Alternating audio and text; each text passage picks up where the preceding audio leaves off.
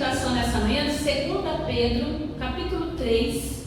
Eu vou ler do 8 ao 15. Esse texto é o texto que está no lecionário no dia de hoje, no segundo domingo do Advento.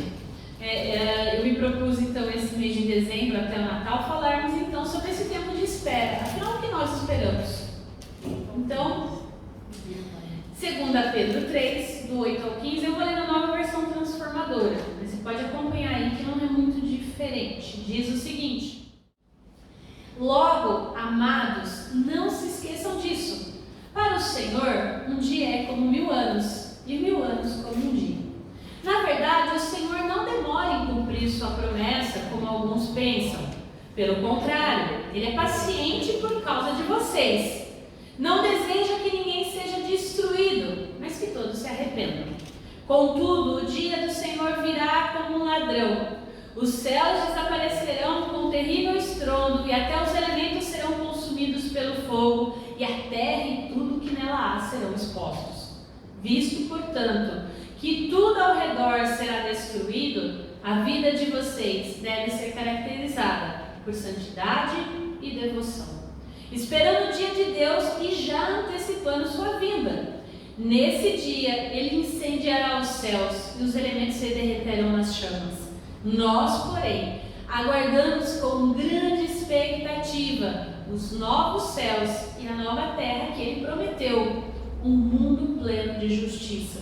Portanto, amados, enquanto esperam que essas coisas aconteçam, esforcem-se para levar uma vida pacífica, pura e sem culpa aos olhos de Deus. E lembre-se de que a paciência do nosso Deus permite que as pessoas sejam salvas. Foi isso que nosso amado irmão Paulo escreveu com a sabedoria que lhe foi concedida. Palavras do Senhor. Vocês viram que a gente dá a volta, a gente está lá na escatologia de novo, né? Em Apocalipse, a gente está bem escatológico, bem apocalíptico, como alguns preferem, né? O fato é que nós fizemos a série de 1 Pedro e agora a gente leu 2 Pedro. 2 Pedro, ele trata muito sobre questões escatológicas. Era uma dúvida que estava ali no começo da igreja, né? Porque os hereges gnósticos, para quais o capítulo 2 dessa carta aponta, eles abandonaram essa esperança escatológica. Então o pessoal que estava ali em volta da igreja, não, Jesus não vai voltar coisa nenhuma. Eles começaram a questionar a veracidade da promessa da vinda de Cristo.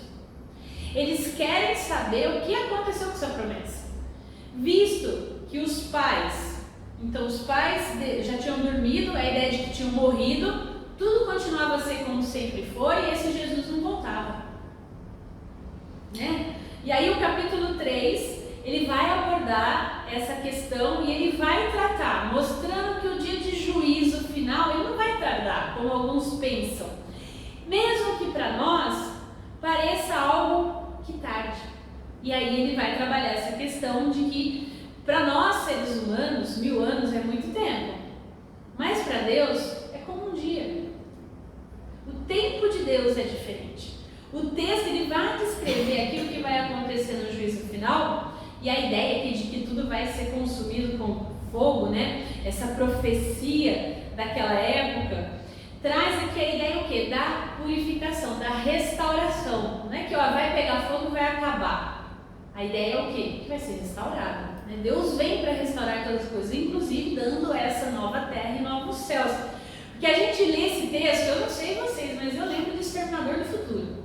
Na hora, né? Que a Sarah Connor está lá e aí ela soa com o fogo vindo e aí as máquinas dominam tudo. Né? Mas o fato é que não, espero que não seja, né? Que o ChatGPT aí, inteligência artificial, talvez, né? Foi a palavra do ano, mas enfim, não é bem o que a Bíblia diz, né? A Bíblia não fala sobre inteligência artificial, né? Eu já comentei com os irmãos que a Bíblia não fala sobre tudo, né? Como nas ipsis litteris, assim, as letras, né? Mas vai falar de coisas e como elas serão. Então essa é uma ideia. Então essa carta, ela vai aqui trabalhar a questão desses falsos profetas que falam sobre o final dos tempos, que não vai mais acontecer. Porque eles começaram a ridicularizar a promessa da vinda do Senhor, levando em consideração esse atraso, esse aparente atraso, está demorando muito. Mal sabiam eles que 2000 anos depois estaremos nós aqui também achando que está demorando demais. Né? Eu estou achando que esse sol, esse calor já é o fogo daqui. Mas, brincadeiras à parte, os apóstolos aqui, quando Pedro escreve, eles já tinham morrido. As primeiras gerações cristãs também. Então, muito provavelmente, 2 Pedro foi escrito por um apóstolo de Pedro, não pelo próprio Pedro. É o que a gente chama na teologia de escolas proféticas, de alguém que estava ali junto e escreveu. Por quê? Porque o grego de 2 Pedro é um dos mais apurados no Novo Testamento. É alguém que realmente sabia escrever muito bem a sua língua. Só perde depois para Hebreus e Lucas. Então, assim, 1 Pedro não existem divergências quanto à autoria. Muito provavelmente Pedrão mesmo, aquele apóstolo, ditou para Marcos. Muito provavelmente ele tem escrito e Pedro ditou. Esse 2 Pedro não tem como a gente bater o martelo. Então a gente não vai entrar nessa seara, porque a gente entende que a palavra do Senhor está aqui para a gente. Já foi discutido isso em muitos concílios. O fato é que Jesus parece que não havia cumprido a sua promessa. Ele não vem? Então existiam doutores que ficavam, olha, tá vendo? Essa convicção cristã aí de que Deus tem um projeto para o mundo, que Ele vai implantar o reino dele, isso é história. Vocês estão equivocados. Então essa ideia, esses doutores, eles negavam-se de forma convicta de que Deus caminhava também com o povo. Não, Deus não caminha com o povo. Essa ideia de uma sociedade de paz, justiça, igualdade, fraternidade, como a gente cantou, esses doutores diziam que tudo ia continuar como antes. Desde que o mundo é mundo, vai continuar assim, nada vai mudar. O fato é que as nossas vidas, a nossa morte não tem sentido nenhum. Então, por que se esforçar? Já que não tem sentido, vamos aproveitar. Por que buscar viver de forma justa, de forma digna, pela paz, em santidade? Vamos aproveitar os prazeres desse momento, porque afinal não tem sentido nenhum, a vida vai acabar, a gente vai morrer. E aí, bobagem. Vamos aproveitar.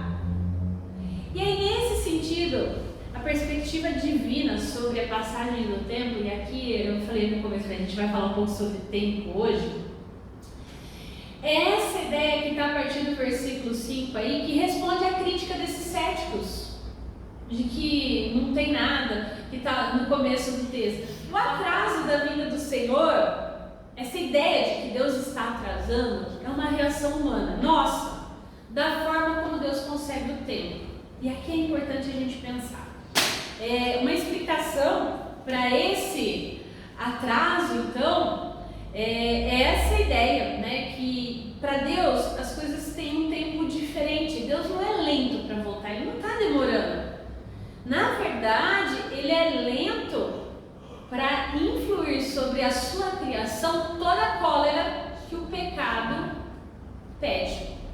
Ou seja, o pecado ataca a santidade de Deus. Deus é justo. E o que o pecado leva à morte. Então, nesse sentido, Deus acabaria de fato com tudo se matasse todo mundo, resolvia o problema. Mas como a gente sempre fala, né? Deus escolheu fazer o quê? Porque se ele acabar com a maldade, ele teria que acabar com o malvado. Quem é o malvado? O ser humano, por causa do pecado. Ele escolhe o quê? Redimir o malvado, ele escolhe salvar o malvado. Então, ao invés de infligir cólera, ira, ele escolhe amar.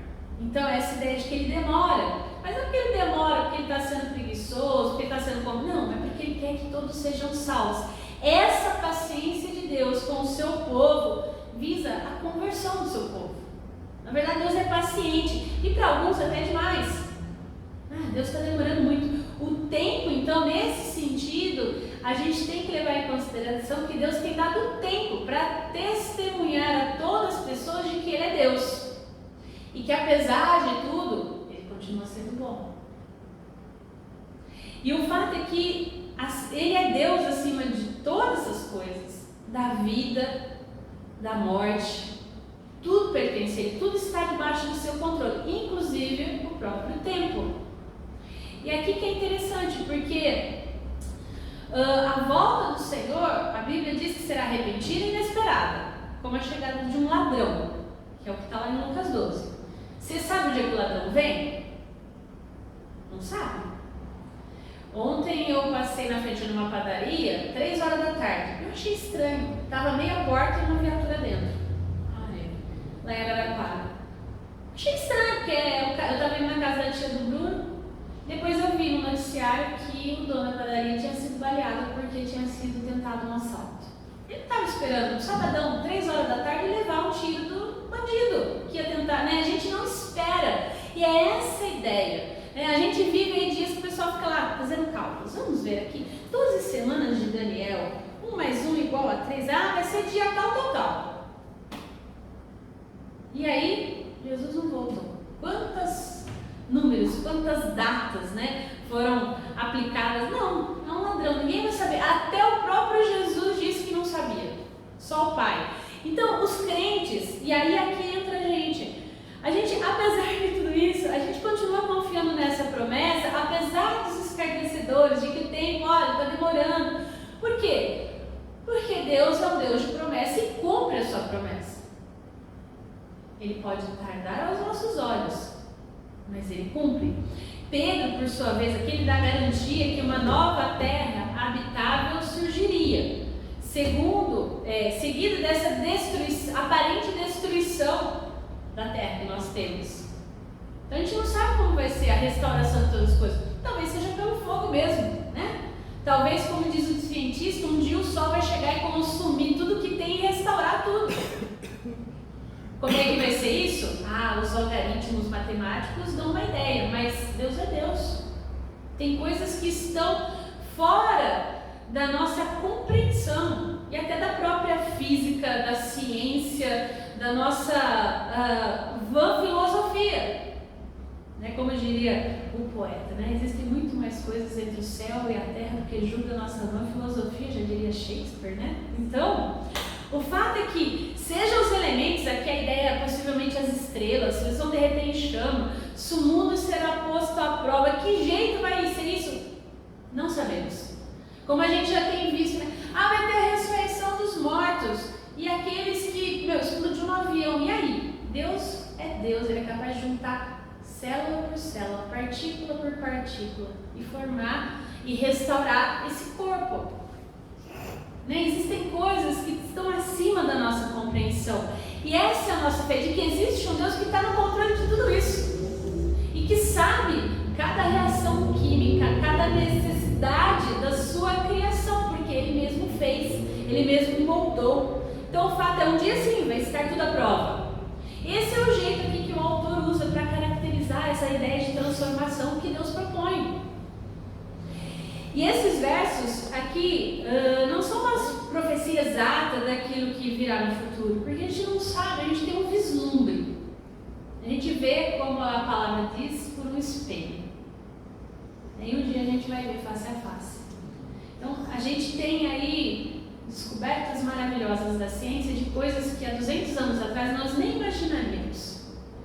E o tanto de coisa que ainda tem para a gente descobrir é incrível, porque Deus é poderoso. Então, se a gente fosse descrever o dia do Senhor hoje, provavelmente a gente usaria palavras diferentes, coisas diferentes, né? Seríamos até mais exatos em algumas colocações científicas, com certeza.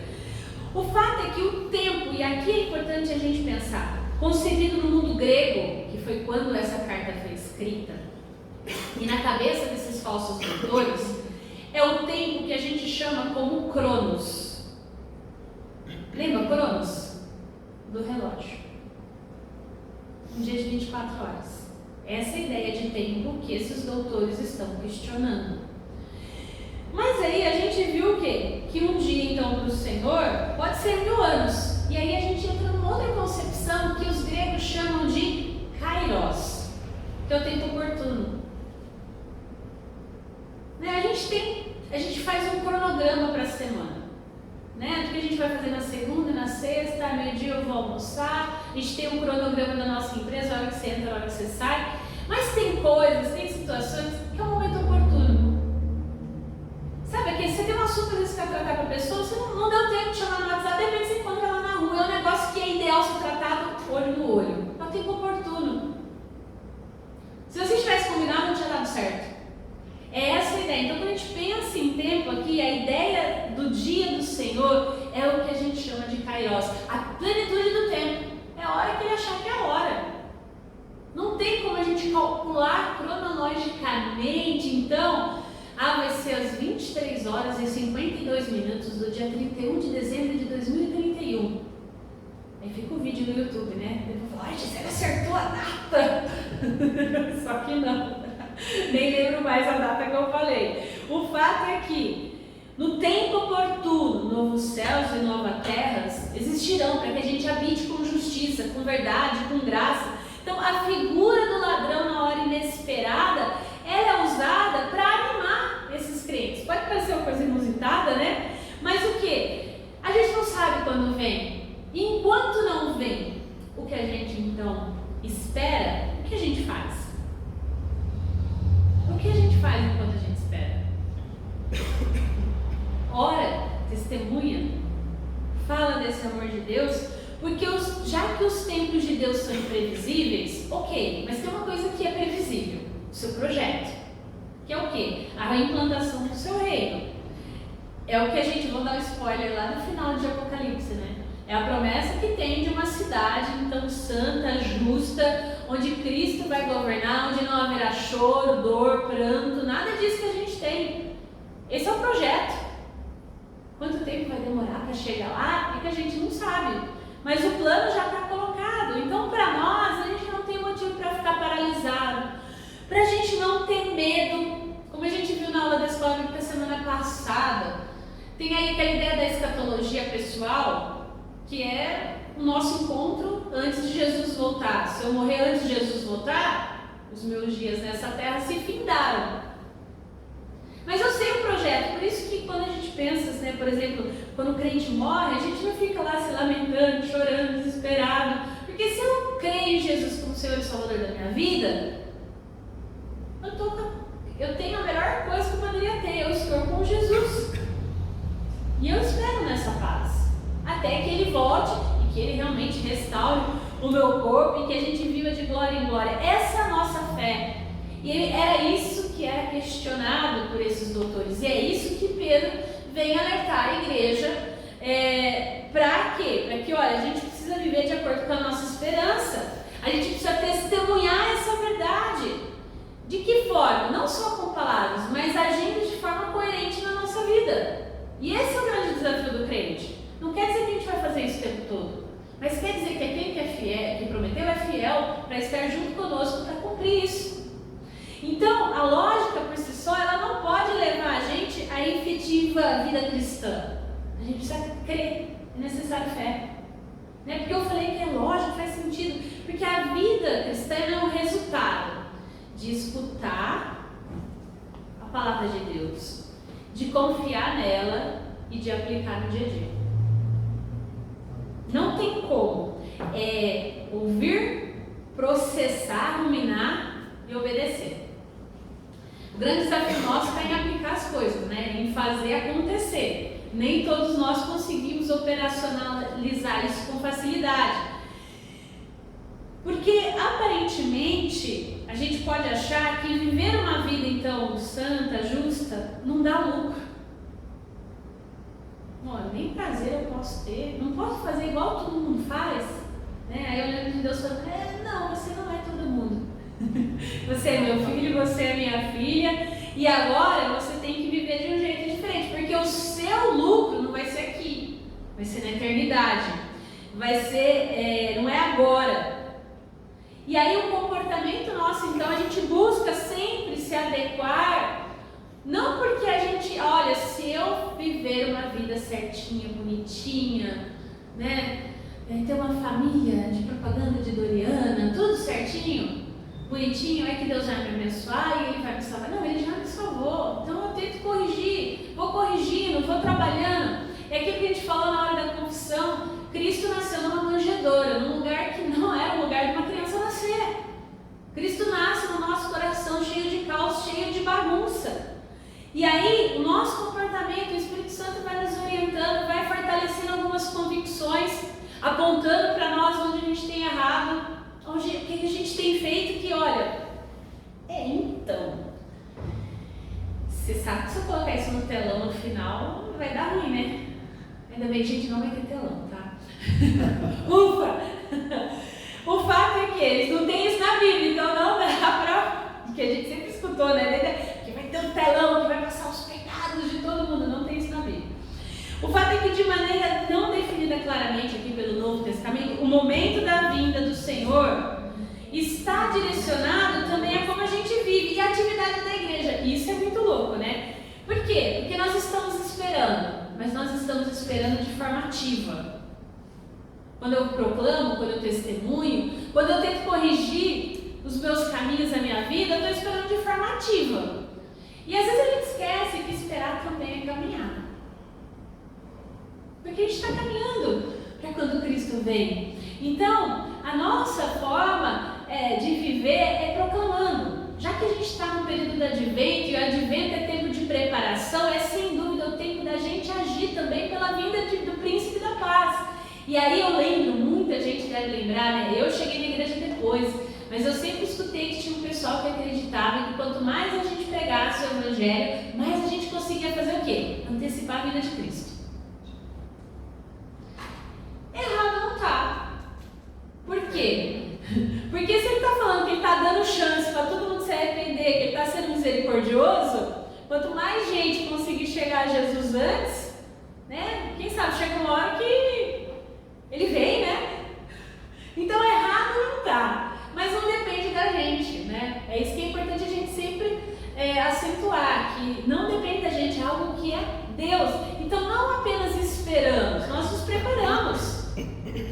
Quando a gente pensa no Natal e a gente enfeita a casa, eu falei da faxina que a gente faz na hora de confissão dos pecados, e a gente também está fazendo essa faxina dentro da gente.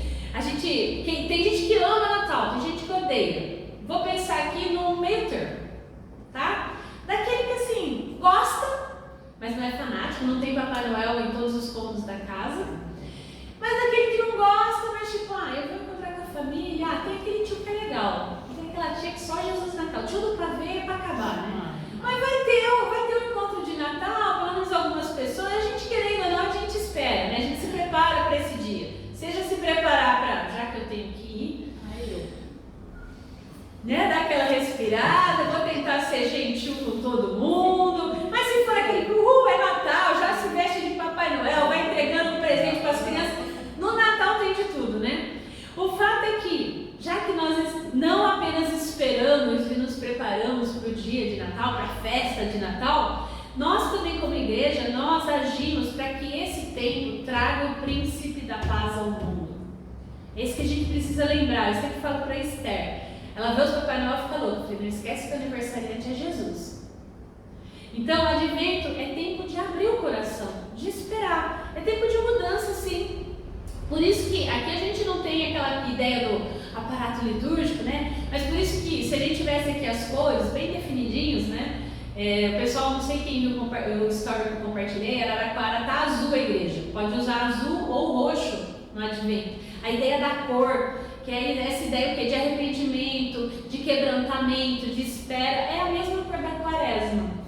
Que é essa ideia da espera. Assim como eu espero lá na Páscoa, né? A quaresma espera a Páscoa, agora no advento a gente espera o Natal. É um tempo de esperança, de expectativa, é tempo de avaliação, de unir caminhos, de acertar passo. E eu acho bonito, de certa forma, essa ideia que extrapola a Igreja de Cristo, né? Porque nessa época do ano parece que todo mundo fica mais agradável, pelo menos a grande maioria, né? Sociável, tenta ajudar os pobres, tenta levar presente para as crianças que não têm condição. Que bom que foi assim o tempo todo, né? O ano todo, a gente sabe que não é. Mas, enfim, é o tempo que a gente acredita também para a gente pedir perdão, para a gente perdoar, para que a gente possa realmente se preparar para um novo período. Querendo ou não, a gente tem muito isso de ciclo. Então, advento é tempo de espera.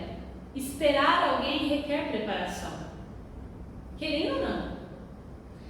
E quem espera, confia que a pessoa vem. Você marca um encontro, você vai lá, se arruma, combina um lugar, você espera que a pessoa venha, né? Porque se ela te der o bolo, aí já era, né? Você deixa de confiar, a sua expectativa de marcar um novo encontro já era. Então esperar envolve essa ansiedade, essa alegria. E aí, eu não sei vocês, né? Mas vai dizer que não, que o melhor da festa é esperar por ela. Cria aquela expectativa, escolhe a roupa, como é que vai ser a festa. Porque às vezes você chega lá na festa e não é tudo aquilo que prometeu, né? Pensando no Natal. Tem Natal que dá até polícia, mas deixa quieto. Mas por isso que eu falo assim, é um esforço nosso de entrar no meio termo aí. O fato é que nós cremos que Cristo vem. E Ele vem, e Ele já demonstra, através da palavra, desse momento de culto, na ministração dos sacramentos, que Ele vem. E esperar também demonstra pra gente resiliência, porque a gente tem que ter convicção da espera, determinação para esperar, confiança. Então, na visão do mundo, do nosso dia a dia, quem espera é fraco. Você vai esperar? Acha? O forte não espera. Quem tem poder deve demonstrar poder. A pessoa que te espere. No reino de Deus, não. Quem espera é forte. O cumprimento da esperança está em Deus. É Ele quem cumpre. Então, na aparente demonstração de fraqueza, é que está a fortaleza. Cristo veio ao mundo para demonstrar que quem serve é que se torna forte por meio dele.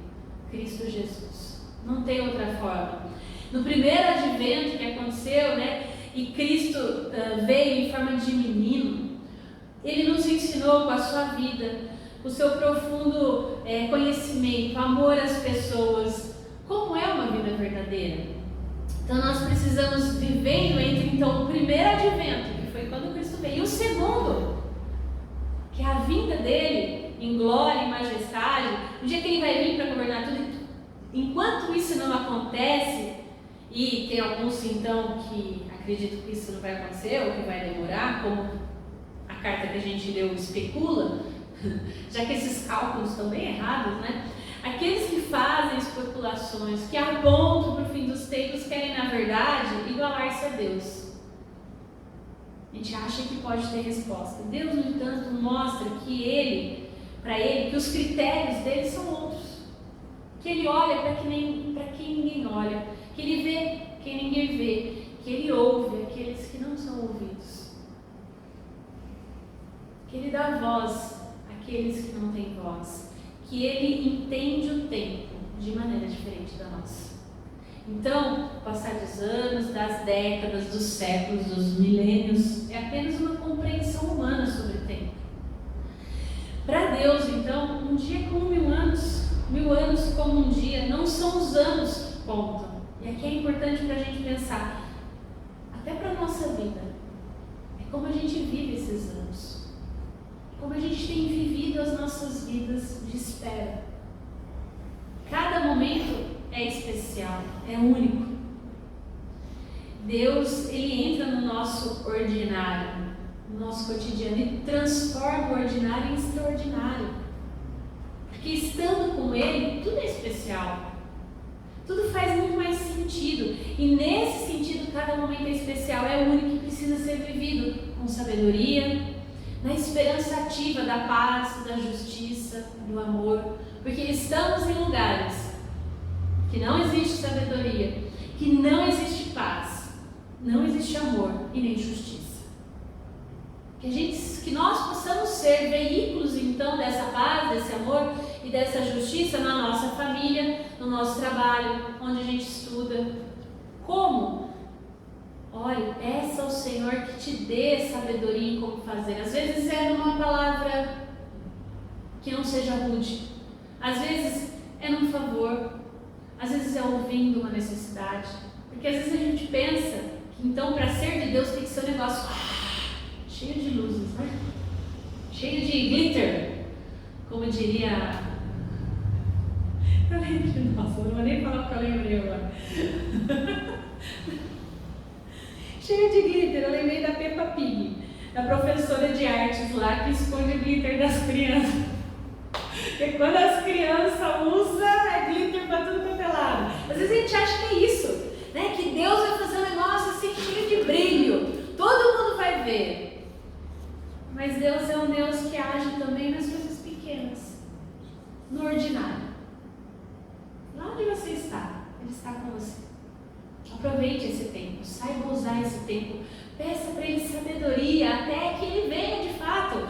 E aí, como a gente vai cantar daqui a pouco, né? Deus é um Deus de promessa. E Ele é fiel nas suas promessas. Então Ele veio a nós em Jesus Cristo. Assim Ele não quer que ninguém se perca, mas que todos chegam ao pleno conhecimento da verdade. O tempo que Deus nos dá para viver é tempo de avaliação, de vigilância, de arrependimento, de conversão. Esperamos o dia do Senhor. Ele vem como ladrão, de surpresa. Haverá mudanças do céu e na terra. Senhor, já estamos vendo. Pois todo o universo pertence a Deus. E as coisas antigas passarão. Nós, porém, segundo a promessa de Deus, esperamos que Ele venha para restaurar todas as coisas, para que a gente possa habitar em justiça, em graça, em verdade. E quem sabe, né? Ele vem logo, através da nossa vida. Esperar o Senhor hoje é intensificar então as nossas vocações de testemunho da esperança. Porque nós esperamos os novos céus e a nova terra onde habita a justiça. E a gente espera com engajamento, proclamando esse reino, aguardando a vinda. E aí é hora de dar meia volta, é a gente olhar para a nossa vida, para a nossa história, para quem nós somos, aonde nós vivemos, e perguntar o que nós precisamos fazer, onde nós precisamos mudar. Que Deus nos ajude, que Deus nos fortaleça, porque há beleza na espera.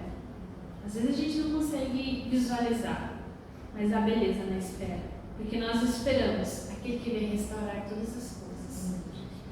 E gradativamente, um pouco aqui, um pouco ali, Ele tem restaurado a gente, tem restaurado a nossa família, tem restaurado as pessoas que a gente tem proclamado o reino, relacionamentos. Ele é o eterno, e Ele não tem começo, Ele não tem fim. E aí pra gente o grande desafio, porque a eternidade não é apenas uma extensão do tempo. Tem muita gente que acha o seguinte: vai acabar tudo isso, aí começa a eternidade. Não, a eternidade já está acontecendo. E aí isso é muito louco, porque nós estamos em algum momento da eternidade. E aí para nós esse é o grande paradoxo, e aí a gente surta. Porque o fato é que Deus então existe fora desse tempo cronológico que a gente vive. Ele era antes de todas as coisas, Ele está sendo e Ele será, na nossa perspectiva de tempo, passado, presente e futuro. Mas para Deus não, Ele é agora. Né? Ele está sendo no nosso gerúndio, né? Aquela ideia do caminhando. Por isso que esperar em Deus é aguardar com grandes expectativas que não vão ser frustradas. E aí eu queria deixar para terminar uma frase do Henry Nouwen que diz o seguinte: o Senhor está vindo, sempre vem. Quando você tem ouvidos para ouvir e olhos para ver, você o reconhecerá a qualquer momento da sua vida. A vida é advento, a vida é reconhecer a vinda do Senhor. Que Ele venha e que Ele nos dê sabedoria para esperarmos de forma ativa, esperançosa no Senhor. Amém?